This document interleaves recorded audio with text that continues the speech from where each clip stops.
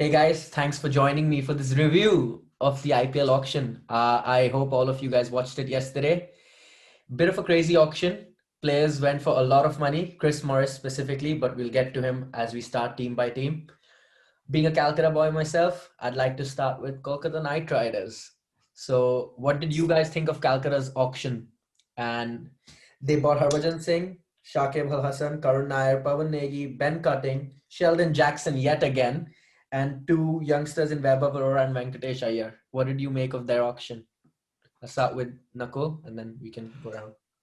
Quiet, really, from KKR. I think we talked a little bit about this when we did the preview for KKR, and that actually they had a lot of the elements in their squad already. It's just the case that a lot of them didn't really perform last year. And we talked also about the flux at the top of the order.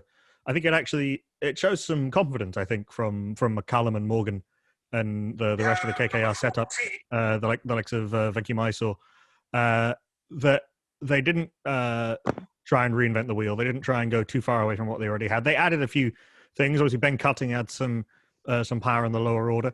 Shakib Al Hassan's obviously a world class player. Harbhajan's just that little bit of extra experience. Can kind of do a little bit like what Piyush Chawla did. Pawan Negi again, a little bit of cover. I think they've shown faith with the guys they had, which I think is fair enough. Yeah, and from a personal standpoint, as KKR goes, I think Shakib's been bought as a backup in case Narayan does bowling again struggles. And I think Ben Cutting's been brought in case Andre Russell gets injured again. Because they have Lockie Ferguson as cover for Pat Cummins, and I think they've strengthened the squad overall. I don't think Pawan Negi or any of them will make the 11. The one person who I think could actually make the 11 is Karan Nair in the opening spot alongside Shubman Gill. I could see him opening if they don't want to give Narayan a chance to open again this season.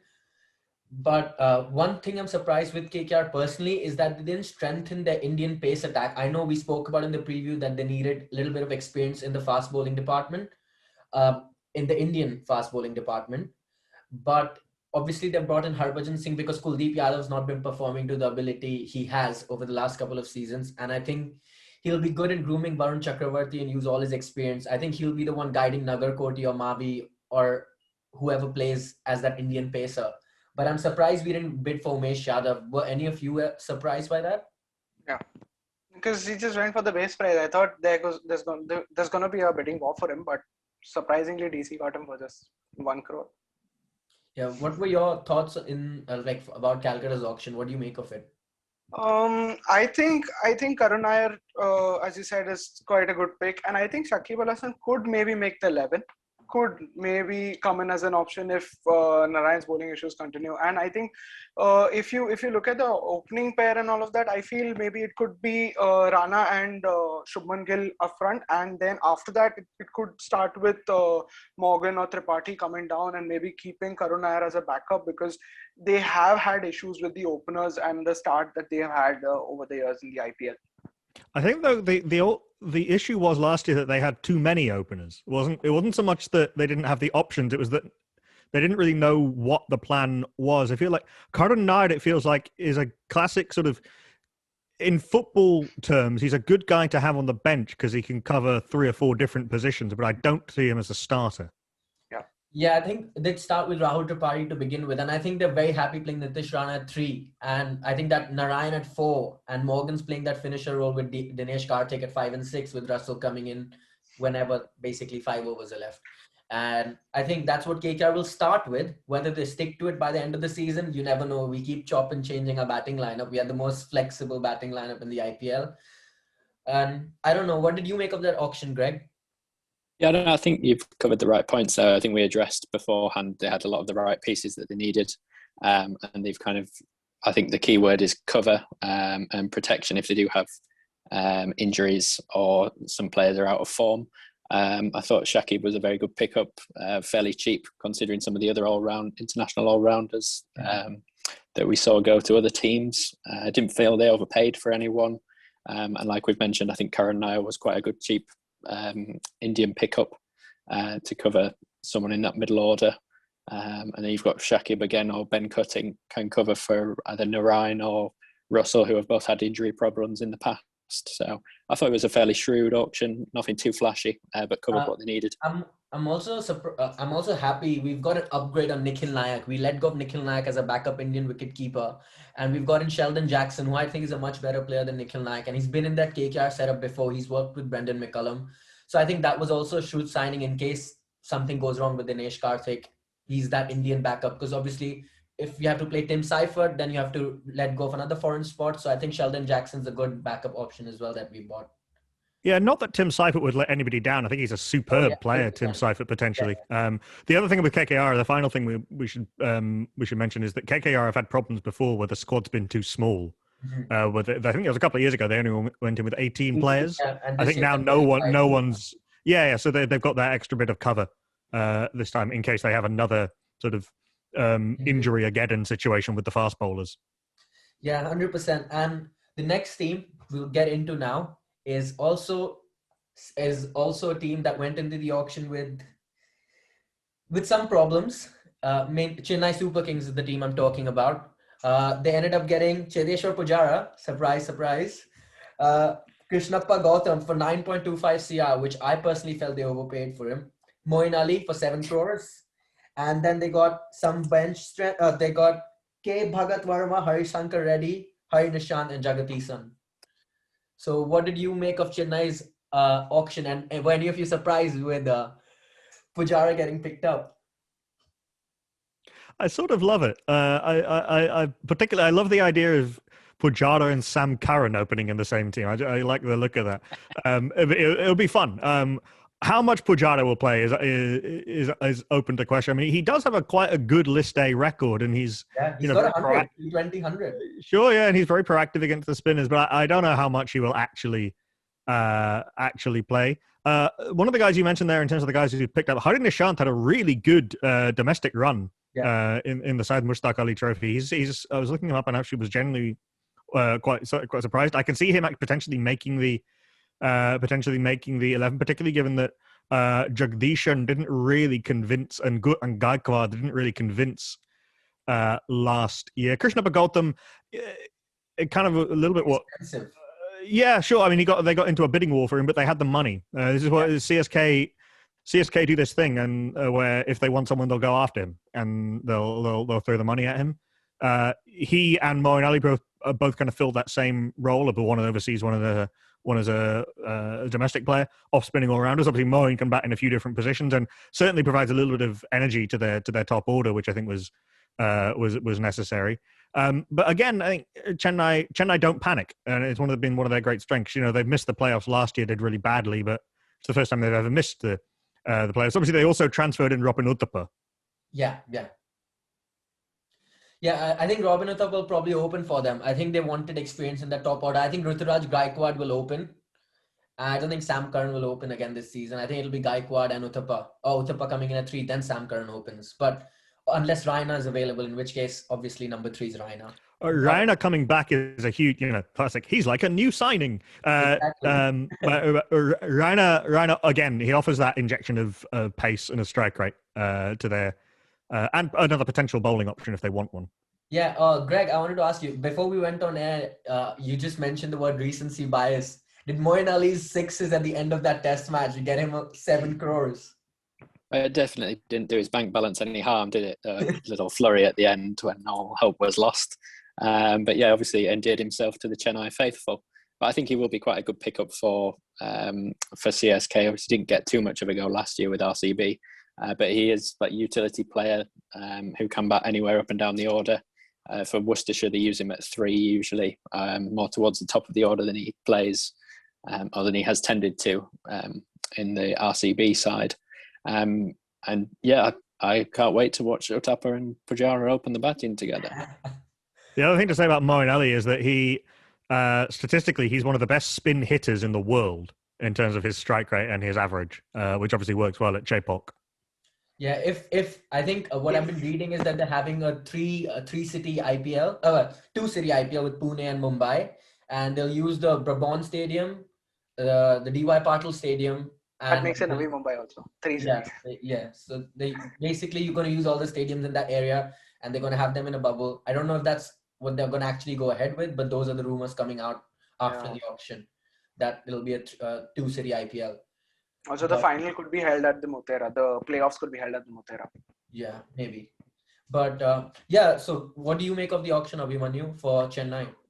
Yeah, definitely getting some backups and some options. And so one thing that they were lacking before the auction was an off-spin all-rounder. So they've got they've got two now, an Indian and an overseas. So they can play any of the two if they like. If they want to fill in the overseas spots with some other players. So taking an example like Ngidi, there's Karan, there's Faf du Plessis. So if you want to fill in Bravo, if you want to fill in those, then you can maybe get in Gautam. Or if not that, then you can probably give Bravo's place to Moeen Ali. A simple question for all of you. If you look at CSK's auction list, have they strengthened their first 11 is my first question. Yes, I think they have. Just by the selection of Moeen Ali alone, I think they've strengthened and filled a bit of a hole from last year. Obviously, this isn't Rhino wasn't an auction pickup. There's a slight caveat there, but obviously him coming back also strengthened the 11. As it was, we talked about this on the preview pod. The bowling didn't really need much work. Yeah, of course. And but I wanted to ask you, does Krishnappa Gautam, obviously the fact that they've paid 9.25 crores for him, does it make it imperative for them to play him at least at the start of the season? They have to start with him because they've paid so much. Will there be pressure on them? I'd imagine there will be. I think he's the highest price for an uncapped player, is he? So there is obviously going to be a burden that comes with that. And I think we do see a lot of these teams play their most expensive players. So I would imagine he slots in somewhere in there. I feel a bit upset for Sai Kishore. I was quite hoping we might get to see a bit of him this year, but he's a couple down the pegging order. So yeah, we'll see if I'm sure Gotham will fit straight in. But yeah, it'll be interesting what balance they can come up with. Yeah, that doesn't necessarily bode well early season for Mitchell Santner and Imran Tahir to play too much, because you would imagine they'd then go in with Lungi Ngidi, Sam Curran, Moeen Ali and Faf du Plessis as their four overseas players, and then work it out from there. Yeah, 100%. And also Dwayne Brower will miss out, won't he? Because obviously with the combination. But do you expect them to make the playoffs with the squad they've got now? Maybe yes. With the experience that Dhoni has, maybe it was just a one season problem that they had last time that they didn't qualify. I think this time they can. Well, if a Mumbai Indians fan is saying that they are going to make it, then they're going to make it, aren't they? It's super open below Mumbai, I think. It's way too early to make those kind of claims at this point. But I mean, come on, Nakul, get off the fence. Come on. Yeah. I would say that Chennai Super Kings will probably make the playoffs. Okay, right. We finally got an answer out of you, thank God. But moving on from Chennai Super Kings, we'll go on to Abhimanyu's team, Mumbai Indians. The auction was very unpredictable, but the one thing everyone could have predicted before the auction was Arjun Tendulkar will move to Mumbai Indians. We said it in the preview as well that there's no chance any other team buys him except Mumbai Indians. And how luck would have it, he was the last name picked out of the auction. He just goes to Mumbai. The cameraman didn't even put in any effort. It was just straight on Mumbai Indians. They didn't even look at any other team. Yep, we'll have him. But other than that, they bought Jimmy Neesham for 50 lakhs, Marco Janssen for 20 lakhs, Yudhvir Charak for 20 lakhs, Adam Milner, Nathan Coulton-Isle, and Piyush Chawla. So what do you guys make of Mumbai's auction? Of course, they already had a strong squad. Have they strengthened even more so? I think maybe in the spin option, so just to give a backup to Rahul Chahar, because we were a little thin there, maybe getting in Piyush Chawla has probably helped us strengthen that only weak spot that we had in the team. Yeah, so I think other than that, we were all good. It's a very Mumbai thing, picking three Antipodean players. You got Coulton-Isle back. They've invoked the Unadkat principle and released him and bought him back cheaper. Yeah. Adam Milne was such a predictable. I treated a list of all of these big Australian and New Zealand fast bowlers they've had over the years. You know, Ben Cutting, Mitchell Johnson, Mitch McClenaghan, all of these guys who've had over the years. Coulton-Isle before, James Pattinson. It really does fit with them all. And Milne was very good during the BBL for the Thunder. Generally made a couple of. Remember watching a game that he played against the Scorchers at Optus Stadium. And he made a couple of the Scorchers top order, Josh English in particular, and even Colin Monroe, who's a good player, look like they were really struggling to pick him up. Arjun Tendulkar, yeah, obviously it's great for the brand and it's great for all of that. It was quite interesting that they immediately said that he'll have to earn his place in the team, as though that wouldn't be the case for anyone else. I do also enjoy them picking up a guy. Marco Janssen very much sounds like a left winger who would have played for Everton in the mid-90s. There's a real Panini sticker championship manager vibe to the name Marco Janssen. He's a South African cricketer. Yeah, in fact, Zahir Khan said that they've been tracking him for 2 years. They've been tracking his progress. They feel he's ready. And they were very surprised that they got him at base price because they expected a bidding war for him. So do you know much about Marco Janssen? What can you tell us about him? He plays for the Warriors in South Africa, does he? He'll be playing tomorrow in their opening CSA T20 match. So you'll be able to get a little look at him there, Abhimanyu. The scouts have been busy. But these kind of pickups can work. How much Marco Janssen will actually play at any point is open to question, given that probably Jimmy Neesham is unlikely to make much of an impression in the tournament unless Karen Pollard is given a rest, which is eminently possible, of course. But it's pretty hard to displace Pollard and the Pandya brothers in that lower middle order. Yeah, I think the reason I think Mumbai is such a successful franchise is, like you said, the scouts keep busy. Like he said, they've been and I don't question them. I think they've been. They said like they've been tracking Janssen for 2 years. Before that, even Arjun Tendulkar and the other guy they picked up, Yudhvir Charak, they've been net bowlers last season. Support bowlers. So there's a clear system in place for Mumbai Indians. It isn't just they're going for any random player. They have a system in place. They bring these guys in early. They have a look at them, and when they feel they're ready, they go and bid for them in the auction. They also support them, right? So they brought in Jasprit Bumrah, who then had, I think he injured both knees. It was Mumbai Indians who in 2014 paid for his knee reconstruction. Yeah. In 2014, and I think he made his IPL debut and I think was just about to break into the Indian T20 team, but was not yet a fixture in first class cricket. Was not yet the bowler he since became. But they paid for his knee reconstruction. They got him back on the park really, really quickly. And who knows where he'd be without that kind of support now. So they back their guys once they've got them in. Yeah, I think the only other team in the IPL that does that is Kolkata Knight Riders. And this is not me being biased. With the under-19 cricketers, with Mavi, Nagarkoti, when they got injured, I think KKR paid for their surgeries to happen in the UK. They sent them over to London to get operated, and then they brought them back. They've got an academy in Pune where they train all these players throughout the year when the domestic season isn't on. So I think long term, that's the way the IPL is helpful to cricket in India, is where they grow these talent and take care of them so they can be physically fit and be ready when called upon. But overall, what do you make of Mumbai's auction on a scale of 1 to 10? I'll start with Greg, then Abhimanyu, then Nakul. On a scale of 10, what would you rate their auction to be? I think we're probably about an 8. I think it would have been nice to see them get maybe Jai Richardson. I think that's who we kind of pegged as their target. But I mean, they got another overseas quick that they were looking for. Overseas all-rounder. I think Chawla will be very useful.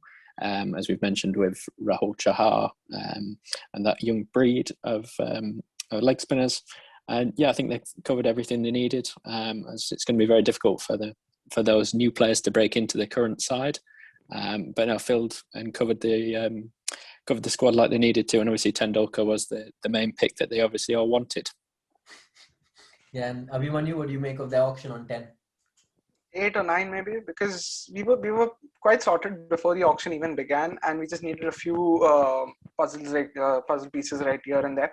So maybe we could have gotten Umesh Yadav as a backup to Jasprit Bumrah, but it's okay that we've got Arjun Tendulkar. So maybe for the future. Yeah, what do you make of that, Nakul, on 10? Solid 7, and that's pretty much all they needed. There was no need to push the boat out this season. Not ahead of wait for the mega auction next year. Yeah, fair enough. And the last question I wanted to ask you is that can we see Piyush Chawla play ahead of Rahul Chahar, or is that asking too much? You'd think Rahul Chahar would need a break at some point. Yeah. I'd imagine they might play together a few times. It'd be interesting if they use Piyush Chawla as an experienced player who teaches Rahul Chahar a little thing or two about uses experience, like Harbhajan will do with Varun Chakravarti at KKR. I wonder if that's why they've signed him to maybe groom Rahul Chahar to be even better than he is. Yeah, I'm sure it will certainly help him in the changing room, and he'll definitely have a lot to teach him from all his experience in the number of years that he's played at the highest level in India. He's only Will be 32 invaluable. still, which surprises me. He's been around for a long, long time. Only 32, Piyush Chawla. A lot of seasons in his boots. Right, we'll move on from them now. We'll move on to Delhi Capitals, a team that was that's a jinx team, really. I mean, I can't really say much. They always seem to have a strong team, but they never really do much. They reached the final last year, but it was. I'm not a big Delhi guy, but they got Steve Smith in the auction, Sam Billings, Tom Curran, Umesh Yadav, M. Siddharth, Ripal Patel, Vishnu Vinod, and Lukman Hussain Meriwala. I'll start with you, Nakul, because you're making a face. What did you make of Delhi's auction? I spent quite a lot. I did a podcast yesterday talking about the I called it the unselling of the English, so the non-pickups of Alex Hales, Jason Roy, and Adil Rashid. And I spent my guest and I spent a long time trying to work out why Delhi would have got Steve Smith over Alex Hales, particularly given that Alex Hales had a lower base price, which is usually my reasoning for why English players don't get picked up. We couldn't really work it out, to be honest. It sort of seems like... I have an inkling. It might be an early thing, but I think they're going to make him captain. I think Steve Smith's been brought in to captain this side. I don't think they'll continue with Shreyas Iyer as captain. That's just my hunch. That's the only reason I can try and make sense of why they brought in Steve Smith, because obviously the Ponting connection's there, and I think they want Steve Smith to captain the side. This would be interesting. That sort of sounds like it's a long-term plan to have him take over from Tim Payne again. I wonder if that's a conspiracy theory too far, but we'll see. But Stephen Smith, it surprises me that you could look at Delhi's season last year and work out that an anchor is what Delhi needed. To be honest, given. And again, a little bit like KKR, they had all the ingredients there in the top order anyway. They just had a lot of, Prithvi Shaw didn't really fire. Rishabh Pant was for some reason trying to play like somebody else. Hetmeyer was intermittently effective. They ended up needing 2 Marcus Stoinis's and only have 1. It should be able to work out. It should work for them anyway. I think someone who they picked up who people don't know a lot about, Ripal Patel could actually end up being quite an important player for them, balancing their 11. Again, had a superb domestic season, has a really fast hands, is a lovely clean striker of the ball. He could be quite important. They retained Chris Wokes, which people sort of forgot about, but actually again provides an overseas balance and a death bowling option, someone who can potentially provide cover for Kahisa Rabada and Anrich Norkia might not be available for part of the tournament given South Africa's international commitments, which is, I guess, also another reason to pick up Umesh Yadav. But it seems like they've gone a bit conservative, which disappoints me because Delhi, I think, are at their best when they play aggressive cricket. The Stephen Smith pickup was the only thing I could think of is that they went in for him thinking that other people would go in for him, and then they ended up not doing, and they got stuck with him. I guess that could be one of those backfiring moves where they go for bidding. They try and bid to increase the price and they get stuck with the player. It could be one of those cases, but I guess they haven't spent very much money on him, relatively speaking. But I am surprised that they didn't go harder at all after Hales or Roy, particularly Alex Hales.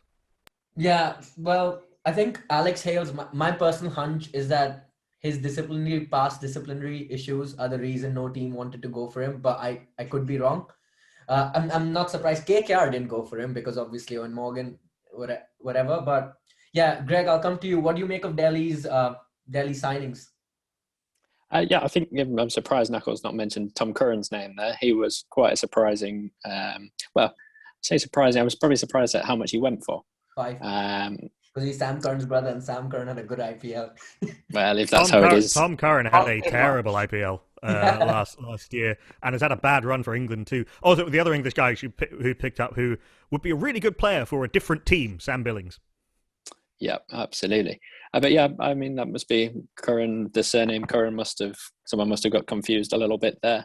But Curran's been pretty average is probably a nice word to use since that IPL, and then went to South Africa and went all over the park at the back end when he's known for his death bowling. So I was surprised to see his bidding war commence. But yeah, Smith, you just left scratching your head a little bit at the Delhi think tank, whether it's the Australian connection, I'm not so sure. But as we mentioned, you've already got 4 or 5 overseas that fit in that team nicely. And then you're going to add Smith in. You're going to try and get Curran in. Wokes is going to be back this year. Billings as well. More questions than answers, I feel. Abhimanyu, what do you make of their auction? The most interesting pick, according to me, would be Meriwala. The left-arm pacer from the Syed Mushtaq Ali Trophy was actually quite promising, and they needed that backup because they released Tushar Deshpande. They played him last season for a few matches when their players were injured, and I think Meriwala is a much better replacement for him. And one question that I wanted to ask everyone was, where do you think Steve Smith is going to play? I personally think Steve Smith opens, and that's the end of Prithvi Shaw Delhi Capitals. I don't think he'll get a game. It'll be Shikhar Dhawan and Steve Smith to open. And if someone gets injured, Rahane comes in. I'm not even kidding. I don't think Prithvi Shaw is going to get a game this season. Unfortunately, I suspect you might be right. You would think Stephen Smith has to either open or bat at 3. Yeah.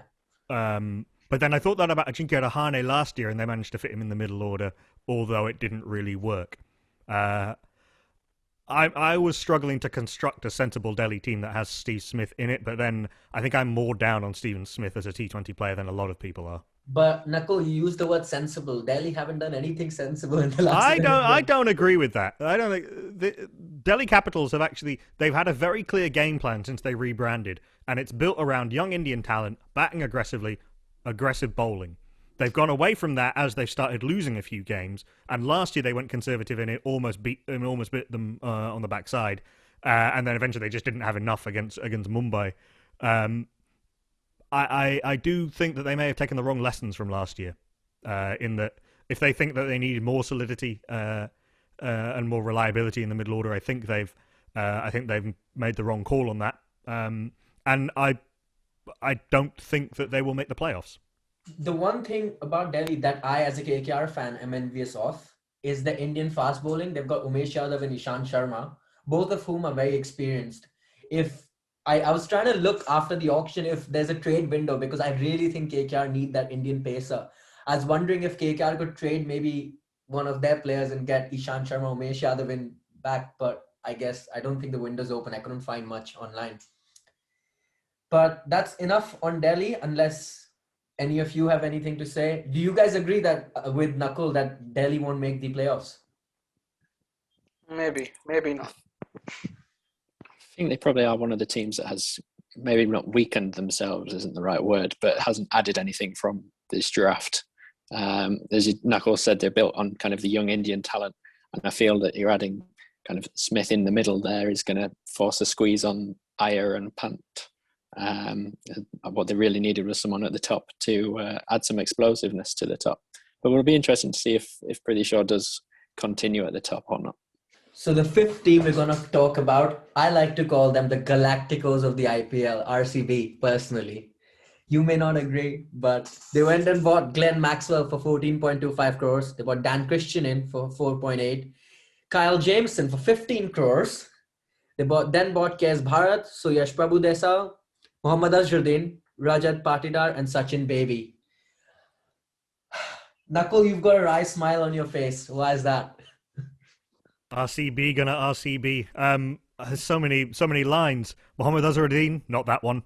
Mumbai bought Sachin's baby. RCB bought Sachin baby. Virat Kohli signs Kyle Jameson so he doesn't have to face him. And then, full Galactico, Maxwell, AB, and Virat Kohli, a theoretical wolf. Going back to the good old days of RCB, if you can't be good, be fun.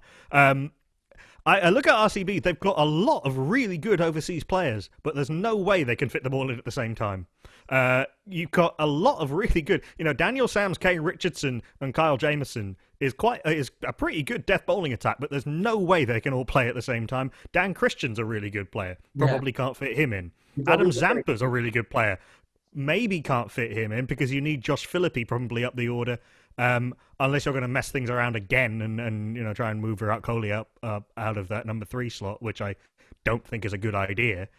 Shabazz Ahmed, who's a potentially really good player who can't fit into the 11. Again, with RCB, there's enough talent there, I think, to get them into the playoffs and some good potential options. But they ended up. this seems to be one of those auctions where they had a whole bunch of players that they wanted and ended up with all of them by accident. And if they end up in the playoffs, it'll sort of be by accident, I think. But it could well happen because, now that you've got Maxwell providing a little bit of, well, not a little bit, providing that star power and providing that acceleration after Virat Kohli and AB de Villiers, they don't have to bat conservatively, which is the thing we talked about in the preview vid. It might work, but it's a little bit working out their 11 is going to be pretty difficult.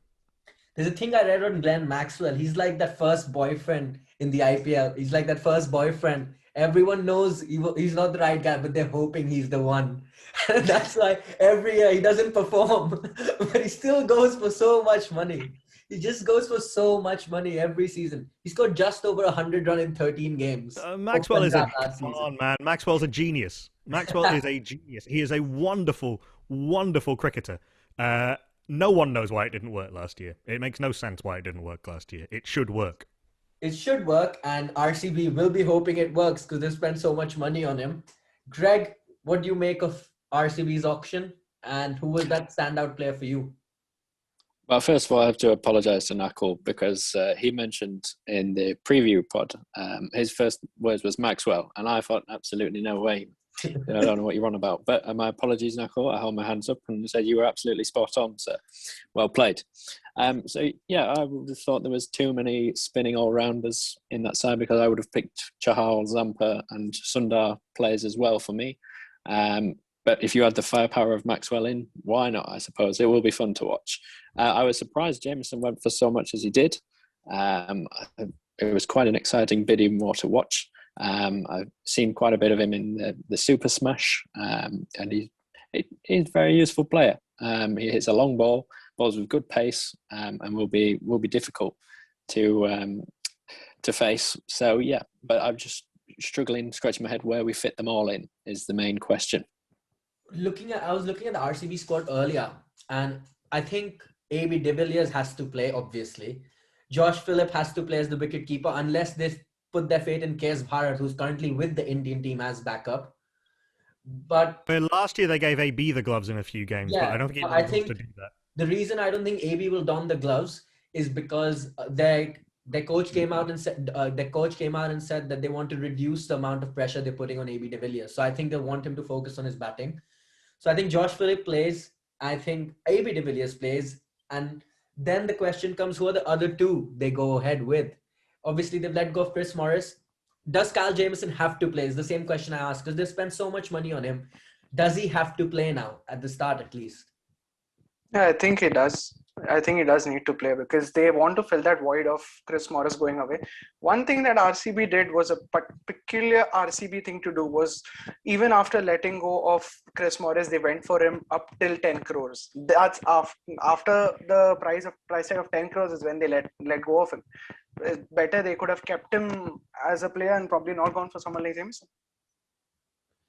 Do you reckon? I think Greg and Nakul had both mentioned the preview. They might go for Chris Morris again in the auction, and they were. I think the reason they released him was they were hoping they could get him for cheap. Obviously, that didn't happen, and so they had to end up overspending for Kyle Jamieson, or they even probably got in Dan Christian as a replacement for Chris Morris.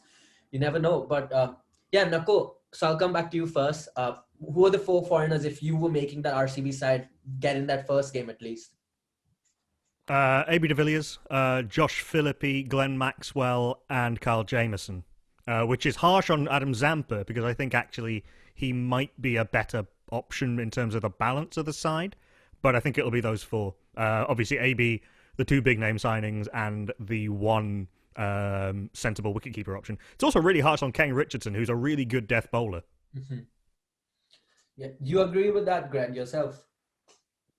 No, I'm going to play Zampa. I think Zampa would play for me. I'm going to leave Philippe out. I think Kohli, I might not want him to, but I think he will open the batting. So him and Padikkal at the top. So you've got AB, Zampa, Jameson and Maxwell in the middle there. So then does AB de Villiers keep for you in that team, or are you bringing in KS Bharat to play? I must admit I don't know a lot about this KS Bharat, but I think AB does a more than tidy job behind the stumps. So if he's happy to do it, he can do it. KS Bharat is as a specialist keeper. Really, he can bat, but he's more of a keeper than a batter. Certainly from his first class performances. Maybe he could do a rhythm on. Yeah, maybe he could do a rhythm on Saha, who is a surprisingly effective sort of pinch hitting opener for the Sunrisers, but nothing in his record so far would suggest that that's the case. Yeah, Abhimanyu, who are the 4 foreigners you yourself would go with? A.B. de Villiers, Maxwell, Dan Christian, and Jameson. Whoa. Yeah, this is quite different, and I think Azharuddin might be the opening partner of Devdutt Padikkal and might keep as well.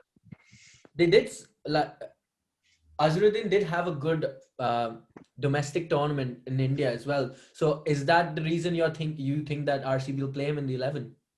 Yeah, plus also offers some explosivity at the start and maybe some balance in the middle order because Kohli stays there. And Dan Christian is also a good shout to end the innings. Right. So I want all of you to now rate RCB's auction on 10 and tell me if they've improved as a squad from last season. And is there any reason why they would make the playoffs? I'll start with Nakul, then Greg, and then Abhimanyu to end. Giant question mark to all of the above. It's RCB. Who the hell knows? Right, Greg, then on to you. I'll go for about a 6. I think they got some really talented players. I think they've overpaid. When Jameson's MVP of the tournament, but I think they've overpaid for Jameson, overpaid a touch for Maxwell.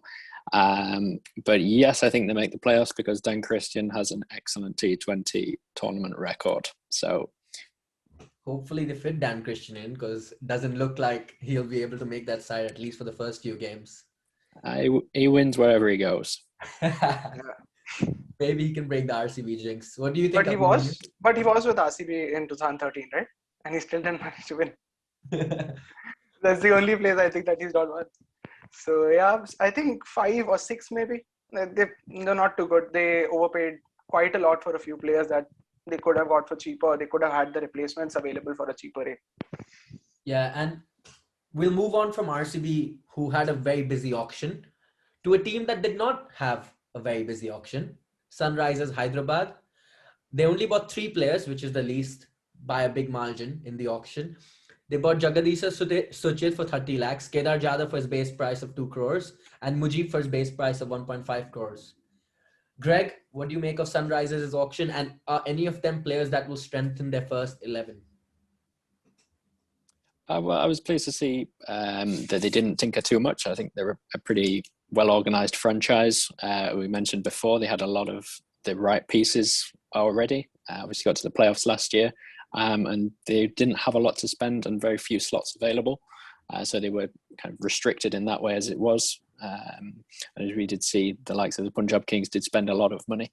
So they kind of were backed into a corner. As such, they couldn't really go big and spend on the big name signings. But I like the pickup of Mujib. I think I'm not sure he'll get in the team necessarily, as we've discussed.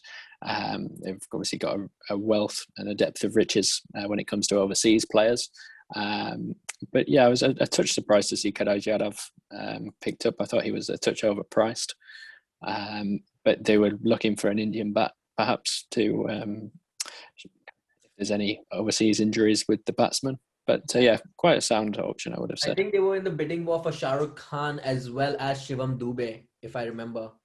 So maybe, yeah, Kedar Jadhav's there to fill in that spot. What do you think, Nako? Do you think they've strengthened with those 3 players? Would any of them strengthen their first 11? Mujib would if you could get him in. But given that they weren't able to get both Bairstow and Warner in at some point last year, given that Mohammad Nabi was only able to, didn't have a good season and might actually be on the decline.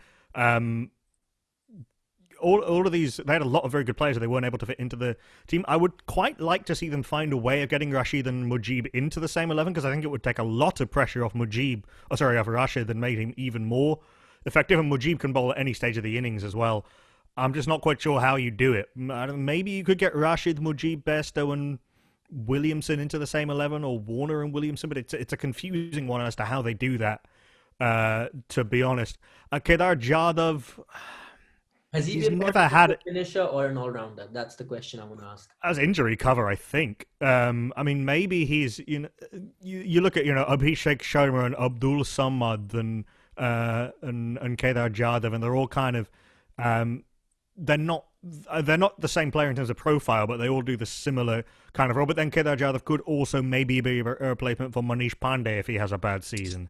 I think a lot will depend for them as ever on how Siddharth Kaul and Sandeep Sharma back up Bhuvneshwar Kumar. Actually, the one guy we've got to mention, Vijay Shankar, another of the all-rounders. They've got that pretty well covered. The Sunrisers might well have too many all-rounders again. Jason Holder as well. I think he's been. Yeah, Jason Holder and Mitch Marsh. This entire team of all-rounders. I don't think they strengthened particularly. I'm not sure they needed to or could, given their auction position, but I'm not sure they strengthened. Yeah, from a personal standpoint, I think Sunrisers, like you said, they've invested a lot of time in Abhishek Sharma. He's been around for a while with them, with his Sunrisers. And I think they're going to play him ahead of Kedar Jadhav. As far as Manish Pandey goes, I don't agree with you. I think Manish Pandey has to play because the amount they spent on him a couple years ago, I think it was 15 or 13 CR. It was a lot of money. That's why KKR didn't use the right to match on Manish Pandey. I remember that in the 2018 auction, he was so overpriced that the KKR didn't use the right to match. So I think they have to play Manish Pandey just because of the amount they're paying him. So I don't think they drop him. But Abhimanyu, I don't know what you make of their auction. What do you think? Just one spot, maybe last time they were playing Priyam Garg, Abhishek Sharma, Abdul Samad in that lower middle order position, and maybe Kedar Jadhav gets in some experience, maybe just as a mentor and maybe as a backup option, as Nakul said. Nakul had mentioned one thing in the preview that Sunrisers is a pretty balanced side, and they already have a lot of key players, and they don't need to make a lot of purchases in this auction, and that's what they did. They didn't have a lot of action in the auction, and it's understandable for a team like that, but a bit too much with the all-rounders, overseas all-rounders, I would say. With Mitchell Marsh and Jason Holder both still in the team, and you got to figure out who to play out of those in those 4 overseas spots. Yeah, I mean, maybe Virat Singh could get more of a go this season. Part of the same under-19 World Cup team as Priyam Garg, and offers a different option as well. Obviously, Natarajan had a breakthrough season last year and has made a real name for himself as well. For the Sunrisers, it's a question of balance and about how they want to go. And I think they also went a bit.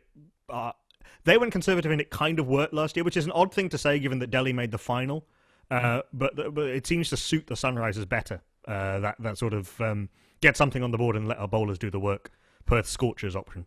Yeah, Nakul, I wanted to ask you, another thing is, if you were the Sunrisers franchise, right, and there's the first game of the season, David Warner, Rashid Khan, your 2 foreigners have to play. Who would be the other 2 foreigners you'd play in that 11 then? I would, in terms of must plays, I think Williamson is ahead of Warner in terms of the must plays, and I think those 2 will definitely play.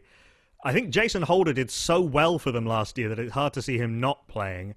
And then I'm kind of struggling to pick out the next one. I would like to see them go with Mujib. I think they will probably go with Warner. Yeah, I think you're right. I think personally, also, I think the same as you, that they would go with Warner, Williamson, Rashid, and Jason Holder, obviously because of what Holder did last season. But if that doesn't work, the first person that comes to my mind is Mitch Marsh. I don't see how Mujib gets the game. I don't know if you agree with us, Greg. Yeah, I think it's going to be tough to get Mujib in that side. We seem to talk a lot about the all-rounders at Sunrisers.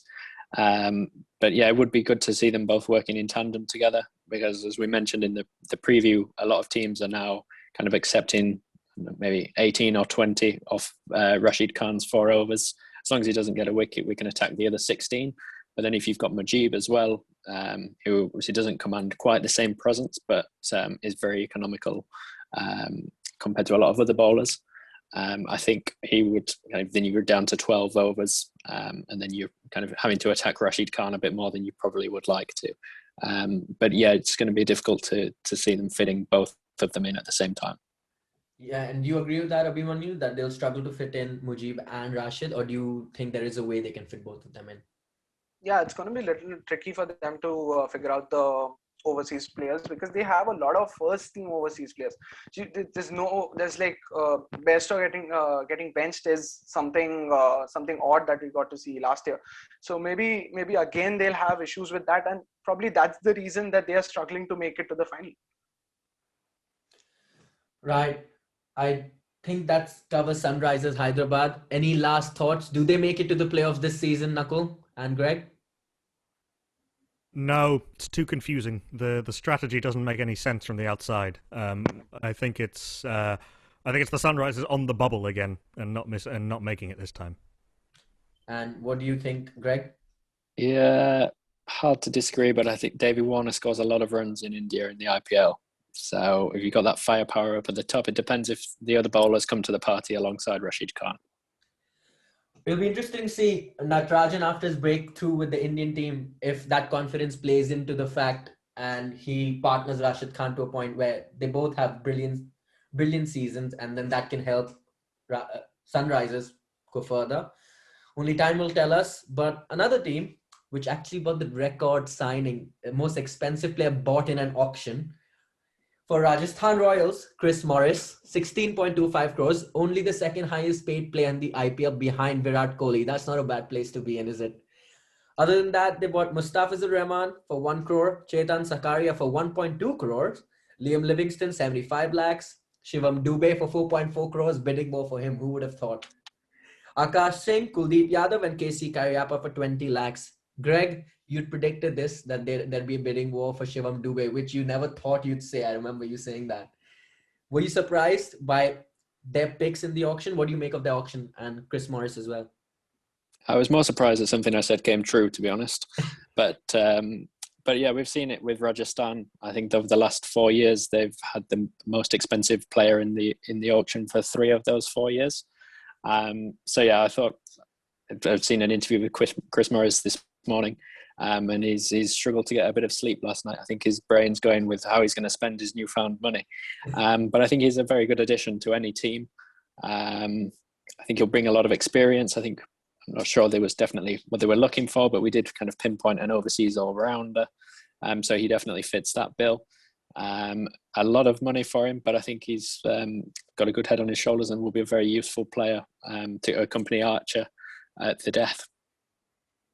Yeah, Nakul, what do you make of their auction?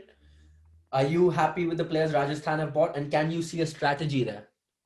Yes, I can. I think it's a good sign when you can name the 4 overseas. I think that's generally a good plan. Buttler, Stokes, Archer, Morris as your default 4. If Morris needs a break at some point, Mustafizur can do that death bowling role. He's not any good with the bat, but he can certainly do that death overs role. If one of the English batters needs a rest, Liam Livingston can come in. Andrew Tye can come in if you need someone to rest there. I don't mind it. Shivam Dubey, of course, you've got the option as well, and then you've got kind of the core of that team that was at least fun last year, and if they didn't do actually that well, it's too much to ask more heroics than Rahul Tewatia. I think the only thing is, I would like to see them go back to Buttler at the top of the order, opening alongside Yashasvi Jaiswal, and let Stokes bat in the upper middle order rather than have him opening. I know that it might be the best use of Stokes in terms of giving him more time, but I think that the trade-off with losing that power you get from Buttler and that potential you get from Buttler, I think, is too big. So I would like to see them go back to that, and you've got Sanju Samson in there. You've got a potentially really powerful top order, and now you've got another bowling option alongside Archer. So I think Rajasthan have had a quite decent auction. Then again, I also thought that last year. Yeah, and of course, it all comes down to how the players perform on the pitch. Auctions only on paper, but they've named Sanju Samson captain. Obviously, let go of Steve Smith. And like you said, it's easy to see the 4 foreigners they will go with. But where do you think Rajasthan, if anywhere, have a weakness? I'll go with you, Abhimanyu, first. Maybe upper order, like the opening pair, maybe, because Yashasvi Jaiswal is quite inexperienced. That last time we saw, he wasn't able to do well. He is someone who's like Shaw. You look at Prithvi Shaw, how he's struggled the same way Yashasvi was struggling. They did give him a lot of chances, but he did end up not performing well. So maybe, Nakul's right. Maybe getting Buttler up top maybe tries and solves that. And other than that, maybe no, I don't You don't find have a lot of a you don't have a world class spinner in the Rajasthan lineup. Yeah, You got in terms of spin options, you've got Tewatia, you've got Markande, who barely played last year if he did play at all. Shreyas Gopal is a good bowler, but he's not a world class bowler. You don't have an out and out quality spin bowler. There weren't really many of them out there. You know, maybe they could have gone for Pure Chawla, maybe, but there wasn't really another option out there for them. But I think I don't think there's too many holes apart from that. With Rajasthan, And also, sorry, just this time, it looks as though the English players are going to be available for the later stages of the tournament this year, which is massive, having Stokes, Butler, and Archer available for the whole tournament. yeah, I mean, I'm pretty sure they are now, because I think the announcement came that they're going to miss the first test against New Zealand and play the IPL playoffs if the team makes it, which is very surprising, very new to me, as someone who's watched players leave just before the playoffs. But I wanted to ask you, Nakul, about Rajasthan. Were you surprised, like you said, like Abhimanyu mentioned earlier about the opening slot? Uthappa slotted in and did well. Were you surprised that they traded him off to Chennai Super Kings? I think did well as being a little bit kind. He did better than he had done in the middle order, where he was. One of my fellow Guerrilla Cricket commentators coined the term middle order sinker rather than middle order floater. Is that you have someone in the middle order and then just they keep falling further and further and further down the order as you realize you need more hitting, which begs the question, why did you pick him in the first place? I say this as someone who's a big fan of Robin Uthappa and loves watching him bat. But no, I'm not particularly surprised. And I think over the last few years, they've done quite well to get rid of Rahane, Smith and Uthappa, all of whom didn't really seem to fit the model that they were going for. I think they've gone all-out aggression, which I think is a good way for them to be. It's interesting that they've gone from Moneyball to Galactico over the time that they've been in the from pre to post IPL, post ban rather. But yeah, I think that I would be cautiously optimistic that Rajasthan could make the playoffs this year, and then do something serious in it with those star players available all season. Yeah, are you surprised Jaitan Zakaria went for 1.2 crores? Did that all surprise you? Because when I was watching it, I was very surprised that he went for so much money. Personally, it's obviously they wanted him more than anybody else, and they were willing to. They had quite a lot of money left at the end of the auction. When guys like Jaitan Zakaria were coming up. And the other Kuldeep Yadav and a few other guys like that. I mean, it helped by the fact they bought back Akash Singh at the same rate. They bought back Liam Livingston at the same rate. Rajasthan using the Unadkat principle again on players other than Unadkat, who for once didn't get released and get bought back for less money, which I think breaks a 3-year streak for him. They've got the obligatory really good player who won't play, Mustafizur, and I think so in terms of Zakaria, no, not particularly. It's difficult to be too surprised by a relatively unknown Indian player going for a little bit more than you think he will be. But no, I think their auction strategy was reasonable, and I think they spent a lot of money on Chris Morris. But if you want the guy, you get the guy. Yeah, Greg, what do you think about Rajasthan and players they've got? Do you think that improves their first 11? Except for Chris Morris, of which of course he does. Well, I think obviously Chris Morris does. I think next off the list is probably Dubey, so he does add some strength to that middle order that's relatively inexperienced. So I think that will help. I hope to see Jaiswal get a good go at the top this year. I hope he gets off to a good start because he will be a very good player, I'm sure, in the next couple of years. I think, as Nakul pointed out, the only kind of weaker spot is a lack of a world-class spinner. But obviously there wasn't too many of those available this year, and you would need a local player where you've got your pretty much nailed on 4 overseas in Butler, Stokes, Morris and Archer. So yeah, I think there'll definitely be a contender to make the playoffs, and we'll see how Chris Morris gets over his price tag issues. But yeah, definitely a very strong side, I would have said. Yeah, and again, like I've been doing for a lot of these auctions, a lot of these teams, if you had to rate their auction on 10, what would you rate it? I'll start with you, Greg. I think I'll go for about a solid 8, maybe 9. We addressed what they needed, got Chris Morris. We see Dubé, the big fish as well. I like the Livingston pickup. You love Dubé, don't you? But obviously, no, not at all, mate. Never say that again. But I think Livingston could have been a very useful pickup had the likes of Butler and Stokes been leaving at the end. He's shown his quality in the Big Bash this year. I think he could have been a very useful fill-in if they'd got towards the playoffs and lacked someone at the top of the order. Yeah, and Abhimanyu on 10? 9, a 9, a solid 9, because Shivam Dubé, a good pick as an Indian all-rounder, gets to learn a lot from Chris Morris and Ben Stokes.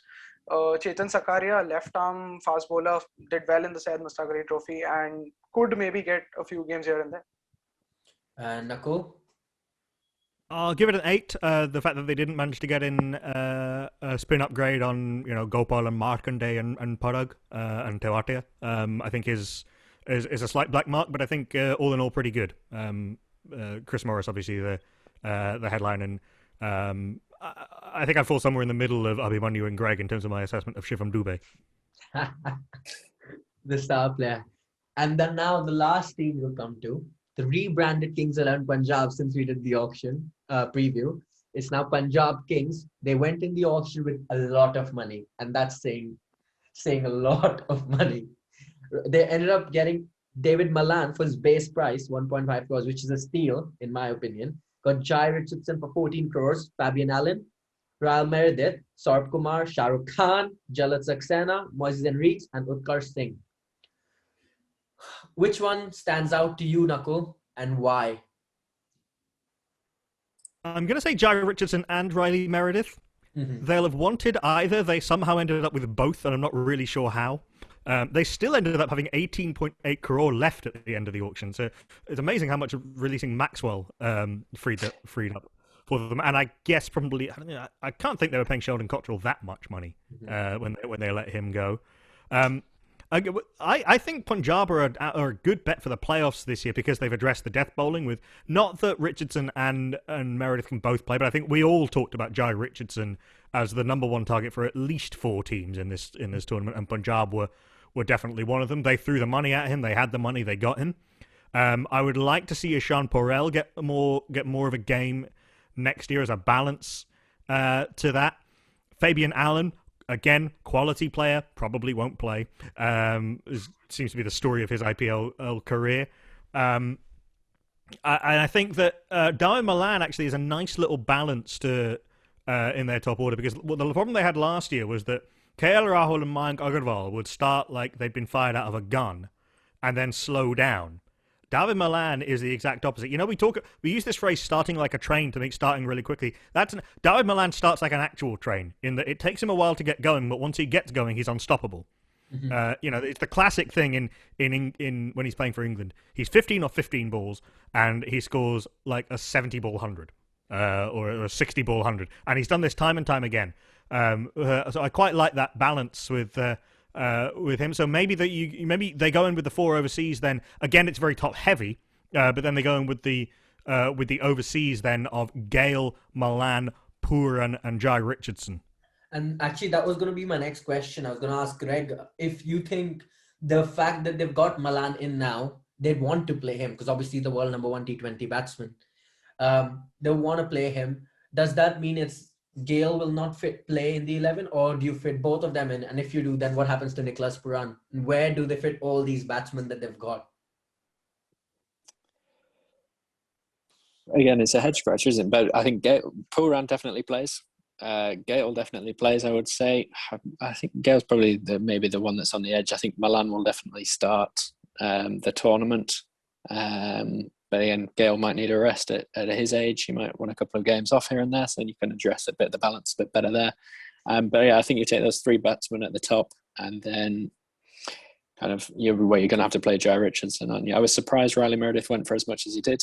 I know he looks pretty mean and pretty quick when he plays for the Hurricanes in the Big Bash. But yeah, I thought 8 crore was a touch on the overpaid side. But yeah, I think you play Pooran and/or and Milan, and then you would take Richardson and Meredith. Does the fact I don't know if it's a surprise that Meredith went for that much, but it's a bit of a surprise given that they'd already got Jai Richardson. Yeah, that's what I was going to come to. Because, again, like the same thing I asked you guys earlier, the fact that they've paid 8 crores for him, there would be the temptation to play both Jai Richardson and Rai Meredith, won't there? And so the question arises, how do they fit all of these players into that side? I just don't see how they would fit both those fast bowlers in, as well as David Malan, as well as Nicholas Pooran, as well as a Chris Gale. You can't. And I was wondering about this, if the fact that they've got Malan and they've got Chris Gale means that KL Rahul will bat in the middle order again. No, I think it's going to be KL Rahul and Malan up top. After that will be Gale, and then Mayank, Pooran, and after that I think Sarfaraz and Shahrukh will end the innings. Yeah, Nakul, are you agreeing with Abhimanyu that Mayank Agarwal might bat in the middle order? I don't think they'll mix up the plan that they had last year with KL Rahul and Mayank Agarwal and Chris Gale at the top 3. I don't think they'll mix that up, and I think then Milan might come in full with Pooran 5. I mean, that would be the playing them all in their best positions strategy. Whether that's a waste of Nicholas Pooran is another question. Oh, I didn't think that Chris Gale didn't actually start the season last season, and I actually did think that he might not play too much, but then he came in and was very useful. I think that you can run with him. Yeah, I think you're wasting. You may be wasting a bit of Nicholas Pooran, but I think you're wasting Mayank more batting in that middle order than you are with him up the top of the order. But I think you need to. KL Rahul said last year that he was trying to be more conservative, which I think this is becoming a bit of a theme with me. But I think that was a mistake and was a little bit confused. I would say to both of them, with that firepower behind them, go out and play, go out and be expressive, and do some damage at the top of the order. They also spent a lot of money on Shah Rukh Khan, 5.25 crores, and Moises Henriques. They got him for 4.2 crores. Will there be a temptation to play Moises Henriques as well as Shah Rukh Khan in that side? Because both of them are all-rounders, correct? I think we're going to struggle to get Henriques in as well as all the other overseas. I think he's definitely a very good player and another proven winner with the Sydney Sixers in the Big Bash. But yeah, I was slightly surprised. So I was slightly surprised that he did kind of go for as much as he did. But yeah, at the end they were kind of left with a bit of spare money. So what can we get? But yeah, Shah Rukh Khan will definitely bring some nice balance in the middle order, I think. We've obviously got the kind of Pooran that's going to be in the middle there. I would like to see Milan a bit further up than 4, to be honest. Probably at the expense of Agarwal, if he's going to play in that side as well. But yeah, more questions again than answers. I think it's going to be balanced on which 4 overseas you're going to pick, and then the rest will fit around that. Yeah, it's also interesting because they started playing Gursimran in last season, who was doing well for them, young boy from Punjab. And I think the coach came out and said that they want to see a lot more of Gursimran this season. So you mean Prabh Simran, sorry. Yeah, I don't know why I'm saying Gursimran. Sorry, my bad. Prabh Simran, yeah. So they want to play. They said that they have put faith in him, they retained him, and they want to play him again this season. So I'm struggling to see how they fit all of this in. And that's why, like Greg said, I think I'm personally also left with more questions than answers with Punjab. And I don't think they win the IPL this year. They might make the playoffs, but I'll be, again, surprised if they do. I don't know if, Nakul, you agree with me. Final thoughts on Punjab, and do they make the auction? Firstly, Punjab Kings is a silly name, an even sillier name. The shortened version, PBKS, is even worse and makes them sound like a US college radio station. It's 4 a.m. here on PBKS, and now Crean's Clearwater Revival. But I think that they do make the playoffs this year. They've addressed that death bowling. They've addressed their hole better than most teams have. And admittedly, they had the money to do it, but they've addressed what they needed better than most. And I think that they, along with Mumbai, Chennai, and Rajasthan, would be my bets for the playoffs. As I said, obviously it's Mumbai the clear favourites again going into this year's tournament. But those would be the 3 I would go with at this stage of the tournament. At this stage, to make the playoffs alongside them. Yeah. Final thoughts, Abhimanyu. Do you think they make the playoffs? Yeah, they do. Yeah. Yeah, Greg? definitely. Yeah, I would agree with what the lads have said there. They've addressed a lot of the holes. I think Joe Richardson was kind of the big name that we'd mentioned again for a lot of teams, as well with David Milan. I was very surprised. I think we all said at the time it was quite a steal to get him for just his base price at 1.5 crore. But Shahrukh Khan, again, I'm quite a fan of what I've read about him. So I'm looking forward to seeing him get a good go. But as we've said, it's going to be a lot on which kind of combination of 4 overseas they go with, as to whether they're going to be successful. But yeah, they've certainly traded in the Maxwell salary for some good pickups there. So yeah, see them in the playoffs. Right. Thank you guys for joining me and doing this with me. Really appreciate your time, and I'm looking forward to the IPL, and I hope you guys are pumped too. So thank you.